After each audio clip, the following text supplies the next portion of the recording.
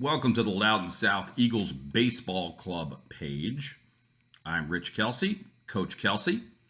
Been with the Loudon South Eagles since 2005 in some capacity. What's the purpose of our page? Well, we like to talk about what our teams are doing, what our kids are doing, what our club's doing. We also like to give out funny tidbits, a little assistance, a little humor, sometimes some critique. My background, I've coached at, virtually every age, 13 to 15, 16 to 18. I've coached T-ballers. I've coached, quote, travel baseball from 8 right on up. And I understand how the game is played. And you know what? As a coach, I made a lot of mistakes. Did a lot of dumb things. I still do a lot of dumb things, and I still make mistakes. And the point is, we're all learning. Today, as my inaugural kickoff on these kind of vlog series, I'm going to talk about kind of a funny subject. I think I made it up, so I think it's funny. Some people may not think it's funny, but I think it brings to light an important issue, and I wrote a little bit about it yesterday. There is a pervasive move out there in the, quote, travel baseball industry, which, by the way, is primarily a for-profit, pay-to-play industry, and it doesn't make people bad, right? This is America, and if you want to charge X, and you have customers willing to pay X, that's great. Let me just say, I've been coaching a long time. I have never been paid a red cent. I have umpired a zillion games. I have never been paid a red cent. That doesn't make me better than these people. It just reflects the fact that I'm in it for a different reason entirely. That my fundamental purpose and primary purpose is to coach kids and make them better. And I love the game. That's why I do it, right? And there are a zillion people out there just like me. And there are some people out there just like me who also are smart enough to get paid for their time. Doesn't make them bad people. But there are a lot of people out there in this industry who are pay-to-play profiteers. And the value they add is generally to themselves rather than other teams and players. And it's a very difficult job to figure out who's who. And we've talked a little bit about that. That's not the purpose of this particular vlog, but I throw it out there because really the advice you're getting here comes from a long career and experience. You can take it and use it. You can discard it. You can take pieces of it. You can make fun of me. All of that's free game. I put it out there. You determine its value and whether you want to use it. So one of the things we sometimes talk about now in this pervasive push to have players play up. I have created a term that I personally like, which is called, he's training them for the 70-100 league. Well, what's the 70-100 league? I wrote about this yesterday. There's no such thing, right? The end of the line in baseball is a 60-foot mound and 90-foot bases, right? And in travel baseball, we use these code words, right? 46-60, that's 46 feet from the mound to home plate, 60-foot bases, that's Little League, that's 8U baseball, right? You have 46-65, you have 50-70, you have actually other variations as well. Those are the more common ones. And eventually, when they become 13, your player graduates to the big field. We call it the big field, right? They look a lot like major league fields, maybe not as deep in the outfield, but primarily they play on 90-foot bases with a 60-foot, 6-inch mound. So we call it 60-90.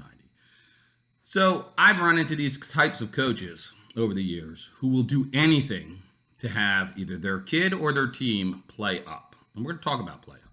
But this mentality, which is dangerous, unhelpful, and growing, is this notion that if your kid is not playing up, whatever his or her sport is, that they are falling behind. And you know what? That's just completely nonsense, okay? It is absolutely appropriate for some kids to play up. And in some sports, playing up is a little bit different because of the way the game is engineered and the way the game is designed and the type of athleticism and the type of play. In baseball, primarily speaking, there's a very simple rule. Follow this rule for your son and your team, and you will have them playing the right competition at the right time for their skill level, which is what matters because you are trying to develop them to get better and seek challenges when and as appropriate. What is the rule? Simple. Is your player one of the top 5 players on the team if he played up? Let me repeat that for you. You have a 10-year-old. Someone has told you he's a great player. He should play on the 11U team. Ask yourself this. Will he be the 5th, 4th, 3rd, 2nd, or 1st best player on that team? If he's not, generally speaking, and almost with a very high degree of certainty, doesn't belong playing up. It's just as simple as that. Now, if you follow that to your logical conclusion, playing up as a team is almost always wrong. Because you know what? There's no way 12-man roster is always going to be the 5th best player on the next age up. So some players on your team might be ready to play up. Some may not. Some might be struggling just to stay on your team. Putting the whole team up presents an entirely different set of circumstances. Now, is it always wrong? Of course not. All of these rules that I lay out, like any other rule, there are exceptions, right? They have to do with age. They have to do with skill level. If you have a premium 8U travel team picking from a gigantic talent pool such that the 13th, 15th, 16th, 18th player that you couldn't take was better than most other 8U players, if you think that 8U team can play up at 9U, maybe they can. Maybe that works. That's an individual set of circumstances. But you know what? Generally speaking, 7's playing with 8s and 8's playing with 9. Not a lot of harm there. It has to do with skill, progression, development. But as you get into the older brackets, before you get up to 15, 16, where men become men and they play because they're good enough to play bigger, stronger, faster, somewhere in the 10 to 14 and a half range, playing up is a dangerous, dangerous game. And your son shouldn't do it.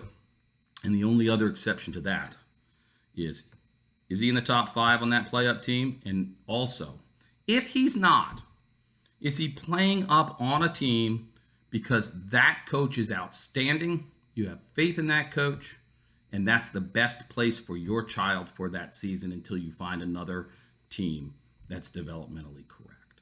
Use those as guideposts and you'll be okay. Stay away from people who are constantly trying to push your player to play up. Sometimes they have to play down.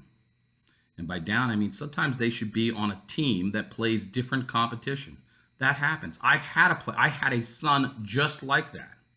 Wasn't ready for the level at which his team was playing at 10U, and we went and we played somewhere else. And by the way, I was the head coach of that team, right? So it would have been easy to keep my son on that team. But you find the level at which they can be successful. Now, my son has been a 2-year starting varsity player. He's going to be a varsity player for his next 2 years. Turns out his development went pretty good, right? So a lot of this small field baseball is pushed by ego, some by parents who make incorrect decisions because they don't have proper guidance, some by coaches who make incorrect decisions for entire teams because of ego or because of a lack of experience in what, in fact, they are doing. Or worse, they bring along an entire team because it ultimately benefits their player or their son. You need to avoid that, right? There is no 70-100 league. You don't have to play up. What you have to do is get better at your individual skills. Most of the time, that's playing at the age-appropriate level for your player. Use that as guidance. Find a good coach. Find someone you trust. And trust in the development process.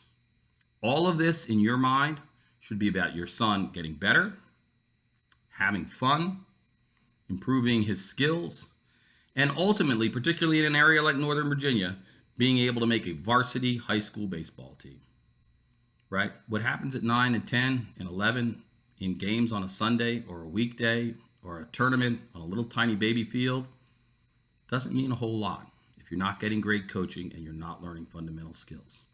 Get great coaching, learn fundamental skills at whatever level you play, and when the DNA sorts itself out at 16, 17, and 18, and you're big and strong and you know how to play the game, you will be successful when and where it counts. And for a handful of players, that success will continue on past high school. Don't fall for the 70-100 league trap. Put your kid where he belongs. It's great that you love your son. It's great that you see all the upside. It's even better when someone tells you about that upside. But it's real simple. Find a baseball person who knows what they're talking about and ask them, if my son plays up that next year at that age bracket, will he be in the top 5 on that team? And is that a good team with a good coach? And if those answers are yes, then you're in the right position to play up. But generally speaking, that's not going to be you. Know it, learn it, understand it. Just a few words from the Loudoun South Eagles and Coach Kelsey. Really, I speak for Coach Kelsey and not necessarily in this vlog for the Loudoun South Eagles, but I am a Loudoun South Eagle coach. So take it for what it's worth, use it, discard it, criticize it, move along, but you have the information you need now. Good luck. And remember, the baseball for these kids is for them. It's not for you. Your time is over.